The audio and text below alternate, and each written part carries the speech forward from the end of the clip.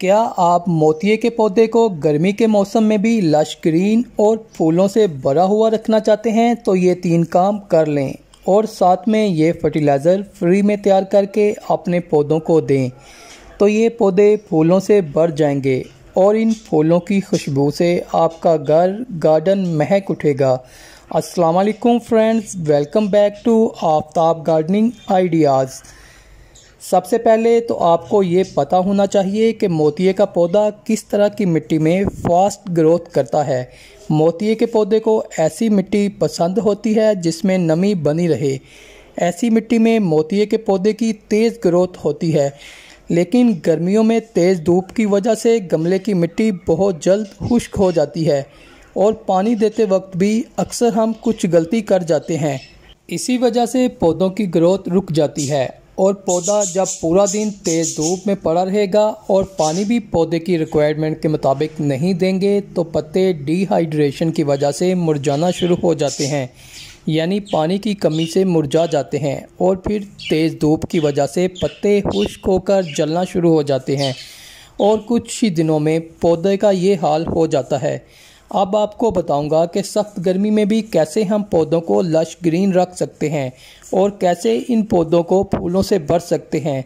सबसे पहले तो आपने पानी देने का ख़ास ख्याल रखना है, यानी सुबह और शाम के वक्त पानी लाजमी देना है। और पानी देने का सही तरीका ये है कि पानी इतना दें कि गमले के सुराख से बाहर निकल आए। और गर्मियों में पानी तब ही गमले के ड्रेन होल से निकलता है जब मिट्टी में प्रॉपर नमी बन जाए। इसके लिए आप गमले में पानी दें, जब पानी मिट्टी में जज़ब हो जाए तो फिर दोबारा पानी दें।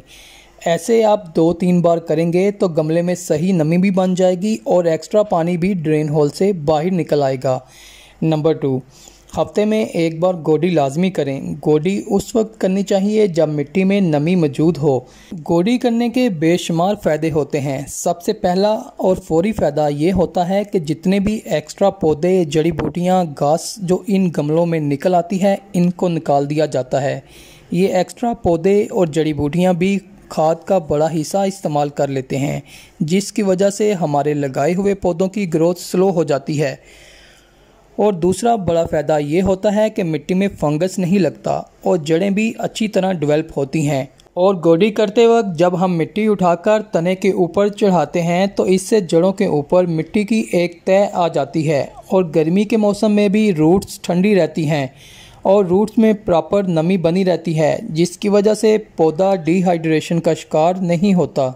अगर आप ये 2 काम कर लें तो पौधे आपके चाहे फुल धूप में भी लगे रहें। इस तरीके से आप सख्त गर्मी में भी बिना ग्रीन नेट के आप पौधों को लश ग्रीन रख सकते हैं। अगर आप ऐसा नहीं कर सकते तो फिर आप पौधों के ऊपर ग्रीन नेट लगा लें या पौधे ऐसी जगह पर रखें जहां 5-6 घंटे की धूप ही इन पौधों को मिले, बाकी टाइम साया ही बना रहे। अब बात करते हैं कि गर्मियों के मौसम में मोतिये के पौधे को कौन सा फर्टिलाइज़र दें कि पौधे तेज़ ग्रोथ करने के साथ फूलों से भर जाएं। इसके लिए मैं आपको घर पर ही फ्री में लिक्विड फर्टिलाइज़र बनाने का तरीका बताऊंगा।